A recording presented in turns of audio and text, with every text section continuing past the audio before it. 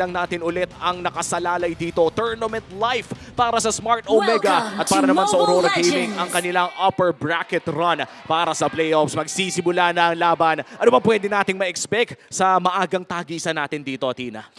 Expect natin dito na mas papalag on to the earlier objectives ang Smart Omega kasi doon na medyo nagdundle na nahirapan talaga natin na bukod sa mahihirapan sila kung kay Endorio kay Jom muna yung bibigay nila ng mga farm hindi naging no pa yung answer kasi wala palang paghahatian dahil sakop lahat yun ng Aurora. At mukhang magkakasakitan lamang ng bagya dito sa mid lane. And for Ukir, ay siguro masasabi natin mas naging okay ngayon yung kanina kasi ang aga niya ng pa-player chance eh. Oo, parang napailalim agad. So doon medyo nag-struggle kasi nga Bingil Wave din kanina ng Aurora is literally flowing. So for Edward dito more on the tanky side pero pwede pa rin mag-hybrid with this yung kanyang Brave Smite, Wilderness of Blessing, and even a Thrill. So may adaptive attack. So kanina yung concept dito is parang same lang din doon sa Khalid na concussive blast and even a Thrill. So ibig sabihin mataas pa rin yung damage, mabilis mag-clear na Winged Wave. So expect na mabilis lang din makakapag-rotate pagdating doon sa mga areas sa mapa. And looking at the Infinix in-game equipment, mukhang ang gagawin dito ni Edward ay yung classic na naka-Fury Hammer lang tapos full tank build na. Dito sa baba, Andorio. Kakasabi pa nga lang natin na maagang papalag. Nakikita naman natin yung maagang pitikan doon sa may bandang bottom side. Oo, sakitan lang, wala pa namang pagkukumit. At for Aurora Gaming, mukhang pepwesto na sila around that turtle area. Sadyang magpapa-level lang muna siguro si Yue dito sa mid lane. But overall, mukhang sa top lane na si Edward. Okay, nagkakainitan na. 2 for 1. Ang Ayun na. ating laban. Dadami na dito sila Demon Kite. Pwedeng sumalubong sila Rene J. But if ever, wala pa namang ulti, so hindi pa naman magko-commit di lalalim ang Aurora. Grabe yung disiplina, no? Kasi kahit yung flicker dito ni Edward ay talagang pinanghawakan niya knowing na meron nga turtle. Kasi nagiging combo ngayon is flicker tas diretso final slash. So nakikita din natin doon yung effectivity ng Brave Smite kasi nasusustain niya. Wait lang, Super Yoshi. Okay, ngayon ay medyo sinushu away yung posible sanang pagsilip. Kakasabi ko pa lang na pwede i-contest ng Smart Omega yung maaga yung mga objective pero mukhang hindi na yun ibibigay pa ng Aurora. First turtle para kay Demon Kite. Solid na pagbakod para sa Aurora Gaming. Kaya naman ang pinakaunang pagong ay mapupunta lamang sa kanila ng libre. Wala munang mahanap na trade ng Omega. And this is, I fear, yung medyo mahirap, no? If you're a fanny at na-retry pa ata ito ni Demon Kite. Tapos At ito pa yung sinipa problema! pa! Nahuli pa nga siya sa pinakagilid. AOG, dalawa tatamaan. Nasako pa sila doon ni Uker! Go for the first blood! Gawin pa nating dalawa. Go for the triple kill pa nga ba? Maagaw man ng Luis pero tatlo pa rin na mapapatay doon ng Smart Omega. Parang nag-backfire Oo, gamay na gamay talaga ni Luis yung AOG. Kahit yesterday kitang-kita natin yung potential, sumakto din talaga yung kanilang synergy or sabihin na natin comms with Okir 201 for Okir by the way. After nung AOG, diretso na agad ng real world manipulation. Kahit gusto mo mag-dash, meron pang pader so parang may remnants ng badang dun sa may orange buff. Pero ang ganda nga na talaga ng ginawa doon ng Aurora Gaming. Sadyang yung ginawa ng Omega, yung counter set nga na nabanggit mo, with Lewis going for that AOG, ay talagang nahirapan ng Aurora na makapag-respond pabalik. Pero Rene J, siripa na naman si Andorio. So yung trajectory, medyo mas mapapalayo pa. Makakapagkable pa rin naman palayo dito si Andorio. Meanwhile, bandang gitna ay tila ba may nagbabadyang pangani pero ramdam naman ni Okir yan. Bakit parang tuwing may sipa si Rene J, may nangyayaring play? Parang pareha sila ni Yawi ng ginagawa sa hero na to. Oo, parang alam mo yun, sabi niya, mainit yung dalawa pag nag-show eh. Yan yung mga normally signature instinct ng mga magagaling na show users. Ayan. Kumbaga, nandyan na yung muscle memory. Kumbaga, gusto nila may clash. Bawat pagsipa, meron na equivalent na nangyayari. Oo, but for Omega, mukhang mas maganda ang kanilang early game ngayon. Yup. Hindi pa naman nakakahanap yung Aurora ng malaking butas talaga. Pero mukhang magkakatapat na naman sa ating pangalawang pagong. This will be Aurora Gaming na mauuna na naman around that area. Ibibigay ba ito ni Andorio muli? I-delay nila yan. Ang difference kasi kanina, nagpo-purple buff pa lang nung kumukuha ng turtle. Madali naman siya makakahabol. Kaya nandito na si Luis and the rest of the players of Omega. Pero delikado pag dyan sumilip sila Andorio, may nakabang na Rene J, nangalang din, naglatag din ng manipulation, masasako sila din sa pinakagitna, nandyan nangalang din ng mga Tsunami Slam Tide Strike. Kaso nga lang yung taunt, the taunt is too much, kahit Brothers still regaining their position, mapapatay pa si Super Yoshi. Pero dyan ang mga bala ng baril ni Jom, tuloy-tuloy sa pag-abate. Triple kill! Going for the triple kill, will they go for the maniac, nangalang din na si Rene J, tumatakbo, ayaw niya na lumingon, lahat ang pwede niyang gawin na takbo, ginawa niya nangalang din. And Smart Omega right now will find finally secure their turtle. Ganda ng re-engage ng Smart Omega doon and their first turtle, lamang na ng 2,000 barangay. Kudos to the synchronization of skills dito na nga Omega. Would you have to comment yung ginawa ni Luis? Yung Unbreakable, di ba may taunt yun? Oo. So sinagot niya dito yung energy eruption ni Demon. Kahit akala natin maganda na yung counter-engage nila but because of the Unbreakable. Tapos dumiretso pa dito si Super Yoshi na latag din. Naging maganda for them. Bottom lane! Kaso nahuli dito si Antonio, nag-all in. Mahuli pero makakatakas pa rin naman. Ultimate escape here for Smart Omega. Grabing pagtakas no, trumipol cable na. Siguro kung ako yung nagpa-funny doon, nagpanic na ako. Buti na lang si Andorio yon. And for Aurora Gaming, makaka-trade pa rin naman ata. Pero babalik Apat si yan, Andorio ni Retri lang. Yan ang galaw! Ay, medyo mahuli siya dito ni Edward. Sumusunod sa galaw mo. Yuwe with a Crimson Beacon. Saka sa kaleta. Talian. Edward with a kill. So kita natin dito for Aurora talagang nagiging target na nila. Napigilan dito si Andorio.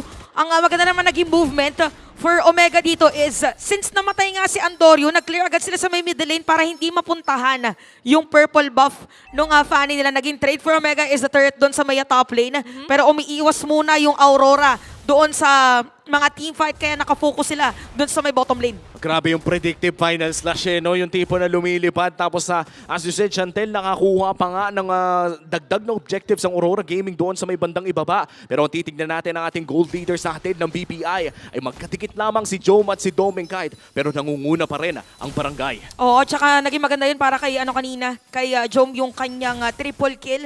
So kung titignan natin dito, sobrang pantay pagdating sa jungle actually for this game. 6 kills, yes, yung Omega, pero 900 lang yung kanilang kalamangan. So dito magmamatter kung masisecure ba ng Omega yung turtle because definitely mataas ang chance na mag 5-man agad tong dalawang teams natin. And we have to consider yung position din ni Demon. Kahit pwede kasi pag may dumaan, diretso ka energy eruption, tas teamfight pala yung gusto ng Aurora. Oo, lamang ang Omega in this last turtle take at hindi nila alam kung nasaan si Rene J. Sisimulan na ng Aurora Gaming ito. Omega magbibigay ng vision si Luis. Si Super Yoshi ay nandun lamang sa may bantang likod. Pero mukhang hihintayin nila yung proper entry ng isang Fanny. Hahayaan muna nila ang Aurora Gaming na lutuin itong pagong para sila din lang ang kakain. Okay, 5-5 mga nag-aabang dito. Yuwe is going for the vision here. Tinitingnan ko sino nga ba mga nakatambay dito. Luis, makikita yung pwesto ni Rene J. Antonio papasok. At makukuha pa nga yung pagong. May isa dito makukuha. Super Yoshi sa pinakagilid. Hinihinda lang ang makakasakitan na binigay sa kanya ng Aurora. Antonio babawi ng isa. Susunod dito ang ilang mga miyembro ng Smart Omega. Habang sa pinakagilid, liliko si Super Yoshi. It's time to give vision and communication. Nandito sila nagtatago. Kakalma muna sila ng very slight. Pero Smart Omega with a W on the turtle. Retri U-turn. Oh, parang fade away shot. Oo. O yung pa-U-turn ka pero nakakuha ka muna ng mushroom. Parang sa Super Mario na X-driving. Yeah. But yes, 7-2 para dito Omega napaganda ng steal from Andorio. Kaya naman pala talagang inaasam niya na makagamit ng Fanny. And ang ganda nung galaw doon ni Okir. Talagang okay lang sa kanya na i-cancel ang kanyang reward manipulation kasi nakita niya na siya yung tina-target ni US. So parang nagiging man-to-man defense na nangyayari dito sa dalawang teams. And third race ulit. So parang yung team fight na nangyayari dito for both teams.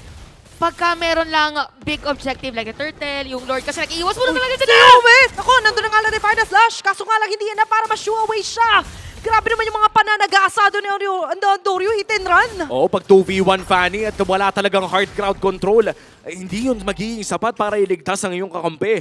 And that's gonna give Omega another boost sa kanilang gold lead. 2.5k na ang kanilang kalamangan. At yung Aurora ngayon medyo bumagal ang kanilang pacing. Baka naman medyo nangangapa pa kapag tank jungle yung ginagamit nila. Oh, tsaka siguro alam nila na yung strength ng lineup nila is yung talagang 5v5 na team fight na medyo nasa likod si Domengkite. Pero ito nakakatakot. Si Andorio mayroon na rin Malefic Roar. Nakita natin kanina yung potential niya na damage against the players of Aurora. Yeah. Siguro for Aurora dito, ang pwede mangyari is magandang final slash from Edward. Diretso energy eruption para mataunt yung mga players ng Omega. Tapos, yung layering of skills. Parang yun lang yung gusto nating mangyari para sa Aurora. Gusto naman mangyari para dito sa Omega is magkaroon ng free hit moment si Joe. Oo, bukod sa free hit moment ni Jome, kailangan makapasok din siguro yung Fanny sa likod.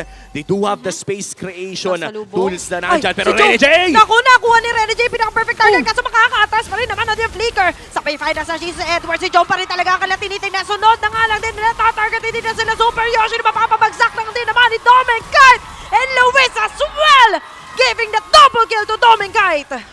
Ito na yung mga biglaang play para dito sa side ng Aurora. So medyo lumikong lang doon yung AOG ni Luis. Pero para dito sa Aurora, yung pala nga gusto nilang gawin. Gusto nilang pa isa-isa muna at sumakto pa na merong turtle. Yeah. Para Lord para dito sa ating game. Oo, at for Aurora Gaming, no, ang ganda ng pag-set doon ni Rene J. Nahati agad yung clash na gustong gawin ng Omega. Yan naman, libre na itong makukuha ng Aurora Gaming. That's gonna be the first Lord of the game na makukuha nila. Unang pagong, unang Lord. Unang replay din ng larong ito. Ano ba nangyari sa laban na yun? Actually, ayun no, yung AOG kumaliwa. Pero before nito, nakasipa na si Rene J. Sumakto naman yung US, sinalubong niya na agad. Nag-Crimson Beacon na siya para kung sino maiwan, mabubuhat na lang nila at hindi na makakatakas pa. So, ang dami pala nagamit din na resources. Even yung Revitalize, although 22 seconds naman ay makakarinig. Because of that Lord take, yung kaninang 1K gold lead ni Andorio versus Demon Kite, almost pantay na rin, 800 na lang. And ito na yung mga moments na as long as meron kang at least 2-3 items, tas ikaw yung jungle, lalo na yung utility jungle, madali na lang para sa inyo or sa'yo na mag-front. Oo, dito na rin natin siguro aantayin. No? Ano nga ba magiging desisyon ng bangungot ng barangay? Pupunta ba siya sa mga side lane? Teka lang, Rene J! Okay, nakasalubong dito. Pero reserve pa rin dito, of course, yung Way of the Dragon. But also, malaking factor dito kasi kanina may kalaya na smart na makapag-farm. Ngayon, nasarado agad ng Aurora yung mapa natin. Op. Mahirapan pa yata siya mag-purple buff dito. Yan ang bangungot naman ngayon ng funny user. Totoo. Yoshi! Pinakainihirapan at nandito ang Tidal Strike with the Tsunami Slam. Kaso nga lang sa may pinakagindi na agad burst down. Sakto si Okir with the real world manipulation. Andorio going in. One man down. Habang si Rene J naman ngayon tumatakbo pero abutan pa rin naman yata sila. Makakaligtas, oo. Pero at the same time, 1-for-1 ang ating palitan doon. Oo, XP trade lamang ang ating nakita at mukhang para sa Omega, nakapaglinis din naman ng kanilang base. Ang naging struggle lang doon, mahirap para dito kay Andorio, nakuha ni Demon Kite yung kanyang purple buff. But regardless, para dito sa Omega, nakikita pa rin natin yung potential ng kanilang hero composition. Ang ganda ng mga latag dito na real world manipulation para kay Okir. And for Aurora naman dito, maganda yung dikit-dikit nila. Hinahanap yata nila. Oop! Pag nakasalubong kasi pwede diretso sipa yung parang sa spam mo lang. Just in case, bataya 1.93k gold lead para dito sa Aurora. At 1 minuto na lang bago ang susunod nating malaking objective fight. Dahil nga lamang na ang Aurora Gaming ngayon, may karapatan na silang pumasok pa sa loob ng jungle ng side ng Omega. At mukhang hindi nila hinahayaang makahinga yung Fanny katulad na lamang ng early game. Tsaka dito mas may hirapan din makahinga later on yung Fanny kasi meron ka lang Starlium, Feather of Heaven, and even yung Holy Crystal para kay Domen Kite. Kasi mga teamfight natin na lately, parang nakafocus tayo sa setup play ng mga teams. Pero yung initial na damage dealers, hindi pa natin masyadong makikita. So, for Omega dito, as long as maging maganda ulit yung AOG ni Luis, magiging perfect for them. Totombo yun na talaga tong purple buff Ayun na to. na, ito na yung parang pinaka-go signal nila. And look at the way that si Ware nandito sa may bandang gitna. Kahit sinong lumapit, pwede nilang bigyan. And with that, another purple na naman ang hindi mahahawakan ni Andorio. Oo, tapos rekta bakot agad sa sarili nilang purple para sure. I Grabe. think ang ginawa ata nila doon, hindi nila pinatay yung isang purple para never magre-respawn. Grabing pang mamama yung ginagawa ng Aurora Gaming. Pero Omega pa rin naman na magsisimula ng Lord na ito. Ipagre-reset lamang si Luis ay magandang pwesto around that river area. Good river control para dito sa Omega pero mukhang isa-surrender din nila ito. At may masamang balak dito si Rene J. Ajit. Nag-conceal. At Do! buta ba? Ay, nakapag-flicker si Ukir. Ramdam niya. Narinig ang mga yabag ng steps dito nila Rene J. Medyo magpa-falter ang surprise tactic for Aurora. Pero for Aurora, dito nakaangat naman yung mga minion wave nila. Pero si Rene J. sumiba na doon sa Tumuloy na nga lang. Kaso na din yung tsunami sa mid tayo. Si Rene J ngayon na makakatakas pa rin naman. Pero si Luis ay hindi pala makakasurvive. Papasok din sila Edward Domen Kite as well. With the dances, ang mega kill out to Ukir. Binalikan nila kung hindi kanilang mga tinatarget na ensure nila na mapapatay nila. Yon, Super Yoshi will survive. Pero at what cost? Dalawa matatanggas sa Kalandor sa pinakagitna. Nagkiklear ng konti. Lilipat ng sides ang Aurora dito may bandang baba. Mukhang magpupush muna sila ng Torre. At magre-recall dito yung Fanny. Endable na ata ang call para sa Aurora Gaming. Okay. Napakakapal ng kanilang mga Naku, minion waves. 5 gitna. segundo para kay Luis. At makakapag-clear pa naman. Harit po, pasok Okay, na! naglatag na din si Domen Kite at yung pagsayaw-sayaw niya, hindi na nga natin mapipigilan. Latag muna sila dito na isa pang kill. It's going to be unstoppable. And Aurora Gaming ngayon ay lumalaban. 4 na matitira. Pero hindi pa pala dyan magtatapos ang lahat dahil makakadepensa at aabot ang mga barangay. Kita natin ngayon ngayon for Omega. May damage naman dito si Jom. Pero we have to comment dito para sa Aurora. Sinundo muna nila yung Mingid Wave doon sa may middle lane para makasira sila ng dalawa. But for Edward, siya lang naman yung patay dito. And for Andorio, hindi, actually sabay sila na mabubuhay dito. So pwede masira muna yung mid lane. Makasecure ngayon ng purple buff si Andorio kasi mag-group up pa lang yung mga players ng Aurora. Oo, at kahit papano, no, makakatikim na talaga ng purple muli dito si Andorio for the first time in the last 5 minutes na talagang ginutom siya ng Aurora Gaming. Pero napakagandang depensa mula dito sa Smart Omega at kailangan ngayon mag-antay ng Aurora Gaming na magpakita muna yung Fanny doon sa baba. Rene J may pwestong mag-engage. Pero mukhang ipaburst na ata ng side ng Aurora Gaming ito considering na yung Fanny nasa baba. Pwede. Kasi ngayon ramdam nila na tila ba hindi kumpleto members dito ng bagong barangay.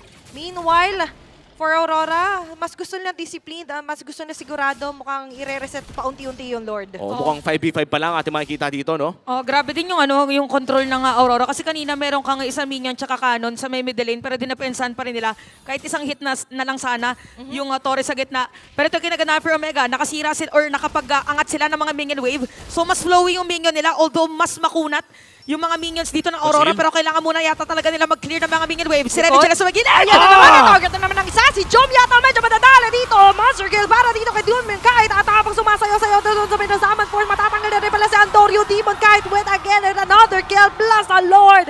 Aurora! Ngayon tatanggal ng 4. Mukhang pwede silang dumiretso. Isang ulo na naman ang nakita ng Hitman at may push ng gagawin ng Aurora Gaming. Wala nang kaliwat kanan pa, dire-diretso lang ang tinaglatag na Cruz ng Calvario. At ito, ang magiging sweet dreams para sa Aurora as they wipe out Smart Omega at 2-0 sweep para sa Aurora Gaming. Night-night muna para sa barangay. Aurora Gaming takes the sweep. Sobrang